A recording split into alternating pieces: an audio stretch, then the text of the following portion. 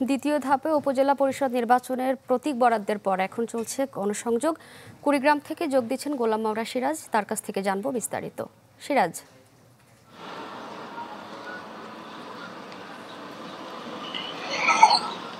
রেনু, প্রথম পর্যায়ে 3টি উপজেলার ভোট হয়েছে কুড়িগ্রামে।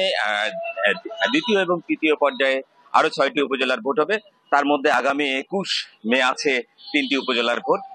সেটা হচ্ছে যে কুড়িগ্রাম সদর, উলিপুর এবং রাজারহাট। এবং তৃতীয় ধাপ যে রয়েছে, তৃতীয় ধাপে ভোট রয়েছে নাগেশ্বরী, ভ্রুঙ্গামারী এবং ফুলবাড়ী উপজেলার।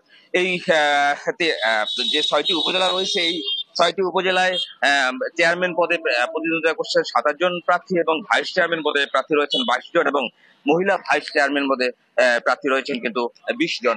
এই যে প্রার্থীরা কিন্তু এই যে প্রতীক পাওয়ার পর থেকে প্রার্থীরা মাঠে যাচ্ছেন, ভোটারদের সাথে সংযোগ করার চেষ্টা করছেন, নানা ধরনের প্রতিশ্রুতি দিচ্ছেন। সবকিছু মিলিয়ে ভোটের যে একটা উৎসব সেটা কিন্তু বিরাজ করছে এই কুড়িগ্রামের 6টি উপজেলায়।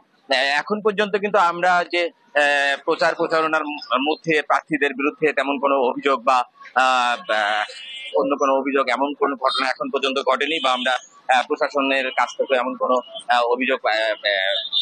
অভিযোগের খবর আমরা পাইনি। তো সব মিলে যেটা হচ্ছে যে যেহেতু প্রথম ধাপের ভোট সুষ্ঠু হয়েছে, প্রশাসন কিন্তু যেটা বলছে যে দ্বিতীয় ধাপ এবং তৃতীয় ধাপের ভোট সুষ্ঠুভাবে এখানে সম্পন্ন হবে। একই সাথে ভোটাররাও কিন্তু শেষ মুহূর্তের যে হিসাব নিকেশ সেগুলো একটু করছেন, যে কোন প্রার্থীকে ভোট দিলে আসলে তাদের উন্নয়ন হবে, এই হিসাবগুলো কিন্তু তারা করছেন। এত প্রচারণা এখন তুঙ্গে এই যে 6টি উপজেলা রয়েছে কুড়িগ্রামের সবগুলোতে। রেনু। সিরাজ, আপনাকে ধন্যবাদ।